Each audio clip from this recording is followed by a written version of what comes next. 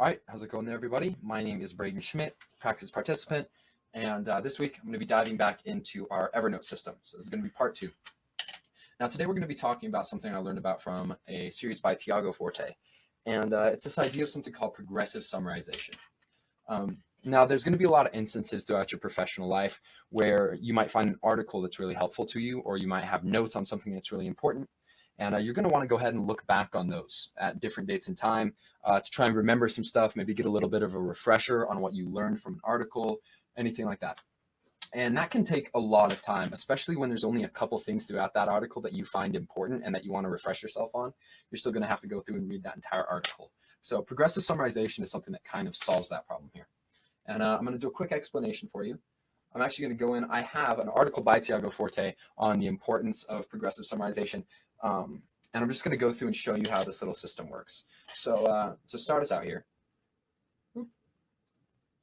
first step is you're going to want to go through and you're going to want to put things in bold that are important to you. Now, these are general concepts that you're going to want to remember when you go back through this article. So I have a little bit of it filled out down here the way I like it. But I'm going to go through and we're just going to kind of take a look at this.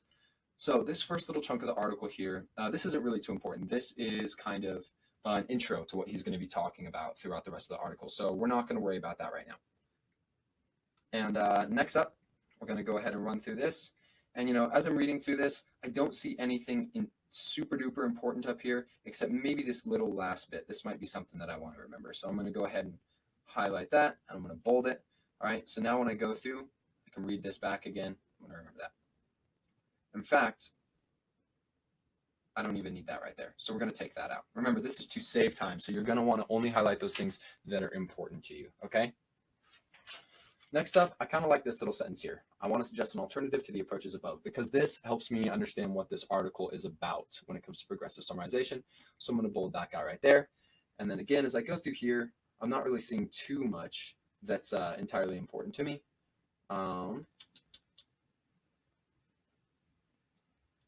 Except I kind of like this right here. So I'm going to go ahead and bold that. Now, the next step in this process is to go through and you're going to pick out the things that are really, really important to you. Okay. And as you're going through here, let's say I go through and I say, let's say out of this chunk, I really like this right here because again, this one is reminding me why this article is important, right? And if I go through and I read this back to myself again, and I see that this is highlighted and I read that, this is going to say approaches above. This is going to kind of remind me to go back and maybe check out what this says right here before I finish. So I've already done that for the rest of this article here. And it's a pretty short article and there's not too much in it that's crazy interesting. But if we go through and you just put everything in bold, that is a general idea that's important to you. Second step is to put everything highlighted that is something that you really want to remember, a key point, I guess you could say. And then the final step here is to just make a nice little bullet point list at the top of, what's most important throughout your article. So some stuff I already have here is it forwards through bits of time, right? It's going to save you a lot of time because it's going to keep everything in a nice little chunk for you. It's going to remove the need for memorization. It's going to make the notes ready for quick and easy review. And, if I were to add something else, maybe I'd say it's an alternative,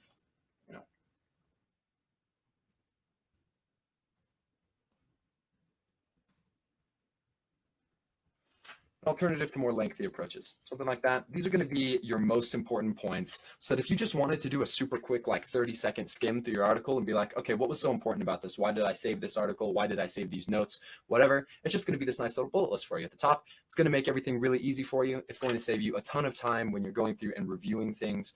It's just an all-around great system, something that I really recommend using. Again, this can be done within Evernote like I'm showing you today. It can also be done within Google Docs. It can be done in Microsoft Word, really any program that's going to allow you to write things out. So I hope that this was useful to you guys, and I will see you next week with more on Evernote. Thank you.